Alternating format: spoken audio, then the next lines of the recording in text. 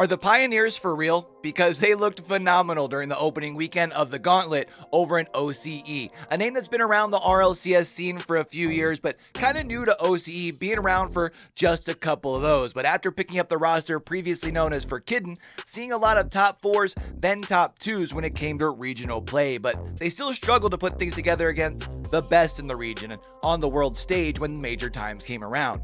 Also during the spring split, we saw the Pioneers start to fall behind not only Ground Zero, which had already been a team stopping the Pioneers just shy of winning regional events during the winter split, but Power, who had already proved to be a thorn in the side of KCP during the fall split as well. And like many teams this offseason, KCP decided to make some changes, only keeping Scrub as the only returning player on the active roster. So who would join him for the upcoming season? And actually, just a few weeks ago, the Pioneers released the news that they'd be bringing players from both Power and Ground Zero with the additions of Amphis and Fiberr respectively, putting the region on notice that they'd be coming for that top spot in 2024. And that actually started out this past weekend over in the OCE region with the kickoff for the Gauntlet. And by the way, if it's your first time through over here on the YouTube channel, what it do? I'm your boy Q, and I do keep up with a wide range of esports titles across multiple regions. So if you're looking for one spot to be able to keep up with everything esports, I got you, fam. But if you're unfamiliar as far as with what the Gauntlet is, it's been a long time favorite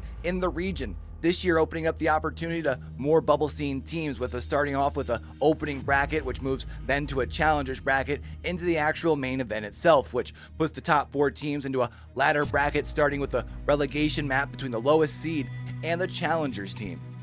And for the first event in this year's Gauntlet, while the Pioneers wouldn't have to go through the opener challengers bracket, they would have to start in that relegation matchup versus the challengers bracket champion, the OG Gaming Gamers. And while this new lineup for the Pioneers looked like they were able to control the pace, winning the first 2 games of the series, it was after a timeout from the Gaming Gamers they'd be able to respond with 3 straight wins, putting them on match point. But it was in Game 6, in the closing minutes, the Pioneers would be able to put it out of reach and force a Game 7.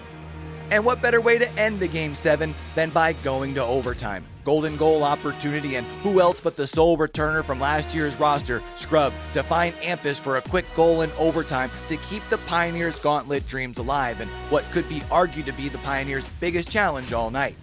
Because even though Gremlins were able to hold the Pioneers scoreless in 2 games, in the other 4, the Pioneers were able to rack it up and outscore the Gremlins 12-2 on their way to the semifinals, where they would face off against 2 former Pioneers on the roster of Gospel for Locky.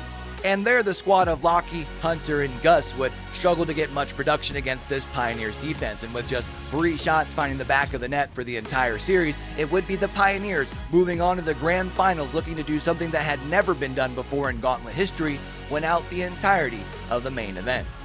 And in the grand finals, they would face off against Power, and while it looked like early the Pioneers were carrying that momentum from the previous round, an overtime win for Power would set the table for the first 4 games. Back and forth as the pendulum swings, but after winning game number 5, putting themselves on championship point and being on the cusp of doing the unthinkable, and they were able to do just that. And after such an incredible performance throughout the entirety of the tournament, who else but Amphis to go coast to coast, completing the Gauntlet and officially putting the region on notice. But that's not the end of the Gauntlet for the season. We still have 4 more weeks of the same type of action, and then we have playoffs as well. Remember, if you're wanting to keep up with esports from your boy across any of your favorite platforms, find me at YoBoyCue, and we try to catch up with as many watch parties as we can that my work and my casting schedule allows. So pull up in that Discord down in the description below and see when and where we're streaming. Until we do catch y'all back over here on the YouTube, man, don't forget, with everything crazy going on in the world today, be true, be you, be sincere, game hard and love hard, alright, y'all?